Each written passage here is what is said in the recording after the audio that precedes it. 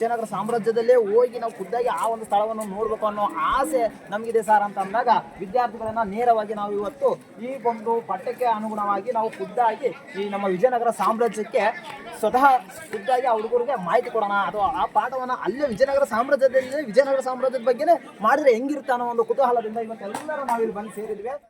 ಸ್ನೇಹಿತರೆ ನಮಸ್ಕಾರ, ನಾನು ನಿಮ್ಮ ನಾಗರಾಜ್ ಸಂತೆಗುಡ್ಡ. ಸ್ನೇಹಿತರೆ ಏನಪ್ಪ ಅಂದರೆ ಸಂತೆಗುಡ್ಡದ ಶಾಲಾ ಮಕ್ಕಳು ಒಂದು ದಿನದ ಟೂರಿಸಮ್ ಅಂದರೆ ಸ್ನೇಹಿತರೆ ಹಂಪಿ ಮತ್ತು ಹೊಸಪೇಟೆ ಮತ್ತು ಹುಲಿಗಿ ದೇವಸ್ಥಾನವನ್ನು ನೋಡಲು ಹೊರಟಿದ್ರು ಸ್ನೇಹಿತರೆ. ಅವರ ಜೊತೆಯಲ್ಲಿ ನಾನು ಹೊರಟಿದ್ದೀನಿ ಸ್ನೇಹಿತರೆ. ಏನಕ್ಕಪ್ಪ ಅಂತ ಅಂದರೆ ಸ್ನೇಹಿತರೆ ಕೆಲವು ವರ್ಷಗಳು ಆದ ನಂತರ ಅವ್ರಿಗೊಂದು ನೆನಪು ಕೊಡಲಿಕ್ಕೆ ಹೊರಟಿದ್ದೀನಿ ಸ್ನೇಹಿತರೆ. ಎಲ್ಲ ರಾಯನ್ರಿ ಒಂದ್ಸರಿ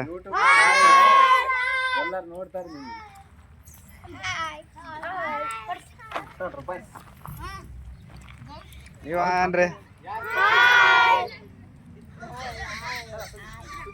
ಸ್ನೇಹಿತರೆ ಹೋಗುವ ರಸ್ತೆಯಲ್ಲಿ ಕಾಕ್ಬಾಳ ಹತ್ರ ಒಂದು ದೇವಸ್ಥಾನ ಬರುತ್ತೆ ಸ್ನೇಹಿತರೆ. ಎಲ್ಲ ನೀರಿನ ವ್ಯವಸ್ಥೆ ಇರುತ್ತೆ. ಆ ಒಂದು ಪ್ಲೇಸಲ್ಲಿ ಎಲ್ಲ ಮಕ್ಕಳು ಟಿಫನ್ ಮಾಡ್ತೀವಿ ಅಂತ ಹೇಳಿದ್ರು. ಹಾಗಾಗಿ ಇಲ್ಲಿ ಸ್ಟಾಪ್ ಮಾಡಿ ಎಲ್ಲ ಮಕ್ಕಳು ಟಿಫನ್ ಮಾಡ್ತಾ ಇದ್ದಾರೆ, ನೋಡ್ತಾ ಇರ್ಬೋದು ಸ್ನೇಹಿತರೆ.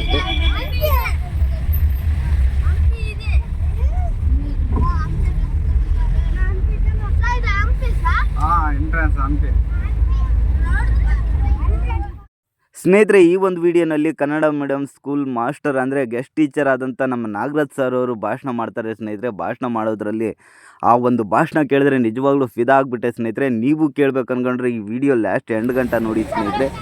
ಆ ಒಂದು ಭಾಷಣ ಕೇಳಿದ ತಕ್ಷಣ ಖಂಡಿತ ನೀವೇ ಒಂದು ಮೆಚ್ಚುಗೆ ಕೊಡ್ತೀರಾ ಸ್ನೇಹಿತರೆ. ನಿಜವಾಗ್ಲೂ ಒಂದು ಲೈಕ್ ಮಾಡ್ತೀರಾ. ಏನಪ್ಪ ಅಂತಂದರೆ ಸ್ನೇಹಿತರೆ ನೋಡ್ತಾ ಇರ್ಬೋದು ಎಲ್ಲರನ್ನ ಲೆಕ್ಕ ಮಾಡ್ಕೋತಾ ಇದ್ದಾರೆ. ಇಲ್ಲಿ ಬಂದುಬಿಟ್ಟು ಕಲ್ಲನ್ ತೇರಿಗೆ ಹೋಗುವ ರಸ್ತೆಯಲ್ಲಿ ಅಂದರೆ ಕಾರ್ ಪಾರ್ಕಿಂಗ್ ಪ್ಲೇಸಲ್ಲಿ ಎಲ್ಲರನ್ನ ಲೆಕ್ಕ ಮಾಡ್ಕೊತಾ ಇದ್ದಾರೆ ನಾಗರಾಜ್ ಸರ್ ಅವರು.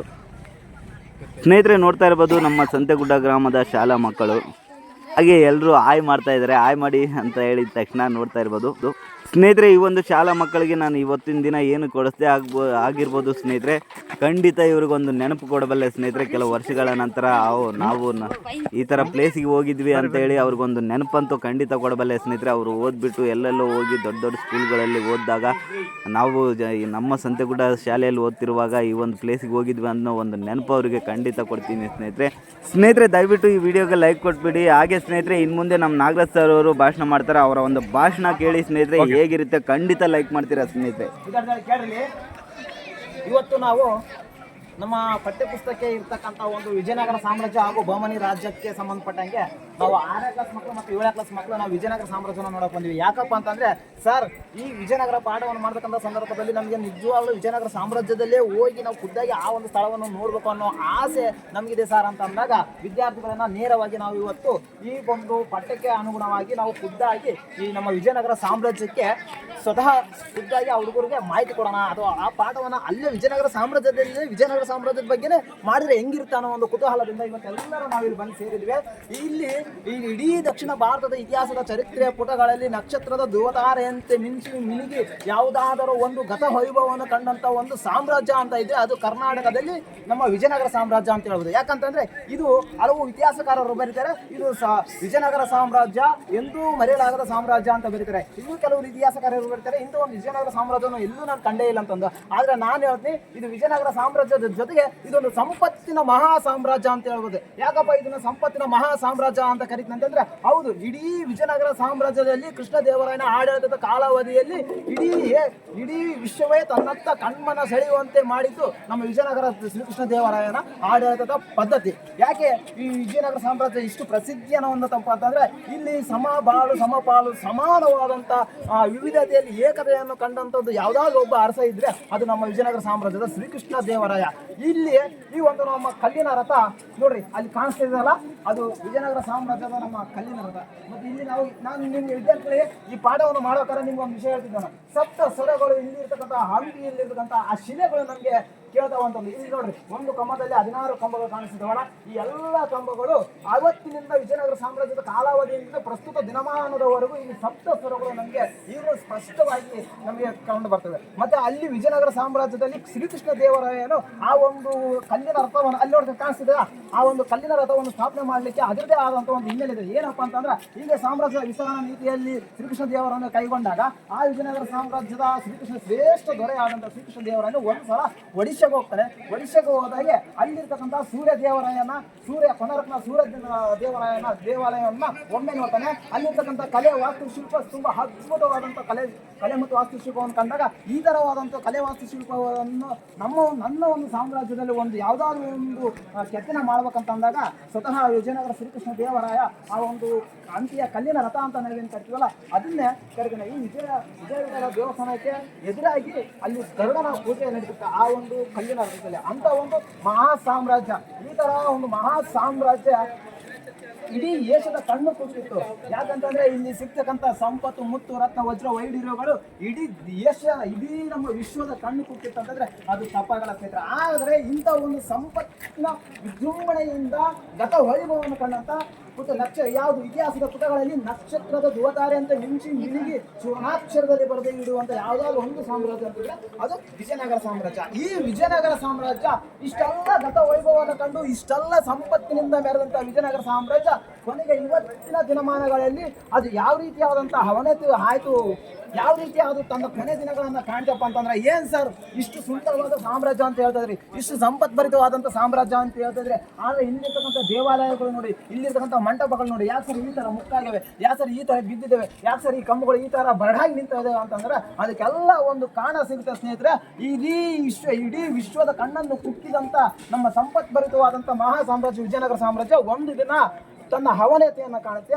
ಆ ಅವನತಿ ಯಾವತ್ತೂ ಸೋಲನ್ನೇ ಕಾಣದೇ ಇರತಕ್ಕಂಥ ವಿಜಯನಗರ ಸಾಮ್ರಾಜ್ಯ ಒಂದೇ ಒಂದು ಕದನದಲ್ಲಿ ಇಡೀ ತನ್ನ ಏನು ಗತ ವೈಭವನ್ನೇ ನೆಲಕ್ಕುರುಳುವಂತ ಘಟನೆ ನಡೀತೆ. ಅದು ರಕ್ಕಸತಗಿ ಮತ್ತು ತಂಗಡಿಗೆ ಮತ್ತು ತಾಳಿಪಡೆ ಅಂತಕ್ಕಂಥ ಪ್ರದೇಶದಲ್ಲಿ ಏನು ನಡೀತಲ್ಲಪ್ಪ ಅಂತಹ ಒಂದು ರಕ್ಕಸ ತಂಗಡಿ ಕದನ ಅಂತ ಕರೀತಾರೆ. ಅದು ರಕ್ಕಸ ತಂಗಡಿ ಕದನ ಅಂತ ನಾನು ಹೇಳಲ್ಲ, ಅದು ರಾಕ್ಷಸರ ಕದನ ಅಂತ ಹೇಳ್ತೀನಿ. ಯಾಕೆ ಅದನ್ನ ರಾಕ್ಷಸರ ಕದನ ಅಂತ ನಾನು ಹೇಳ್ತಿದ್ದೀನಪ್ಪ ಅಂತಂದ್ರೆ ಸ್ವತಃ ನಮ್ಮವರೇ ನಮಗೆ ದ್ರೋಹ ಬಗೆದು ಅವರ ಪರವಾಗಿ ನಿಂತು ಯುದ್ಧ ಮಾಡಿ ನಮ್ಮ ಮಹಾ ಸಾಮ್ರಾಜ್ಯದ ಅವನತಿಗೆ ಕಾರಣವಾದಂಥ ಒಂದು ಸಾಕಷ್ಟು ಕಾಣದ ಕೈಗಳು ಈ ಸಾಮ್ರಾಜ್ಯದ ಅವನತಿಗೆ ಕಾರಣ ಆಗ್ತಾರೆ. ವಿದ್ಯಾರ್ಥಿಗಳೇ, ನಾನು ಈಗ ಈ ಕಲ್ಲಿನ ರಥದ ಬಗ್ಗೆ ಹೇಳಿದೆ.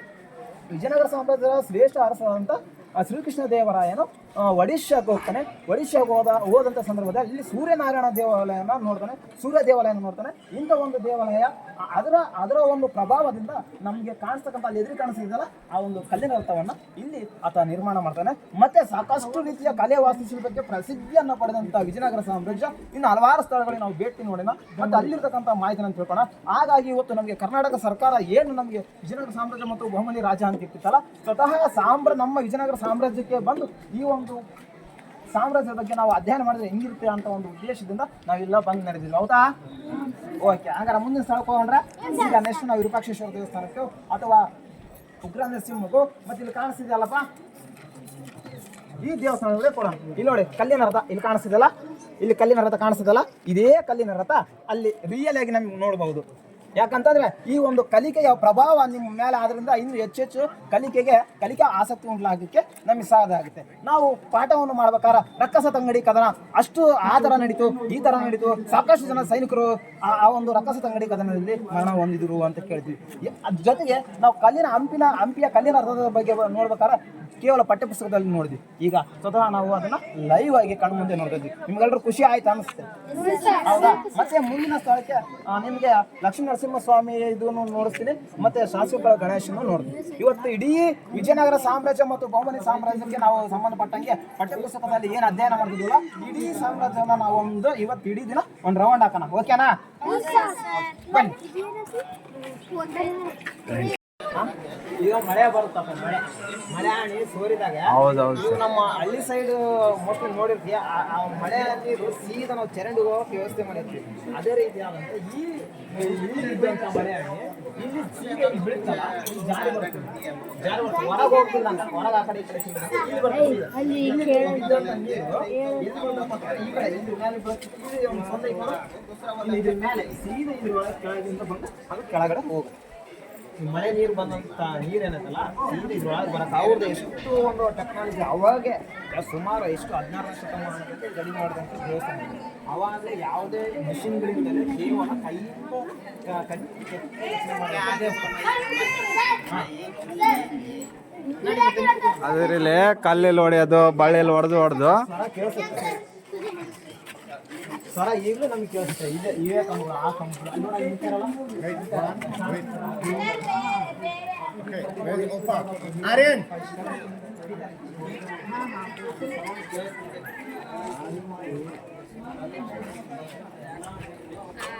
ಮಮ್ಮಿ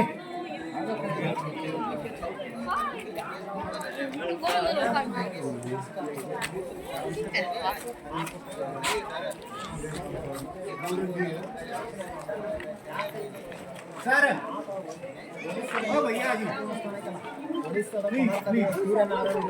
ಸೂರ್ಯ ದೇವಾಲಯ ಇದಲ್ಲ, ಅದನ್ನು ನೋಡಿ ಅದನ್ನ ಇಷ್ಟಪಟ್ಟು ನಮ್ಮ ಒಂದು ಸಾಮ್ರಾಜ್ಯದ ಒಂದು ಇದರಲ್ಲಿ ಒಂದು ದೇವಸ್ಥಾನ ಇಷ್ಟಪಟ್ಟು ಪ್ರೀತಿಯಿಂದ ದೇವಸ್ಥಾನ ಕಟ್ಟಿದ್ದಾರೆ. ಇವತ್ತಿಗೂ ಈ ಕಮ್ಮನ ಸಪ್ತ ಸ್ವರಗಳ ಸಂಗೀತದ ಸ್ವರಗಳನ್ನು ಅದನ್ನು ಕೇಳಬೇಕು. ಈಗ ಬಿಟ್ಟ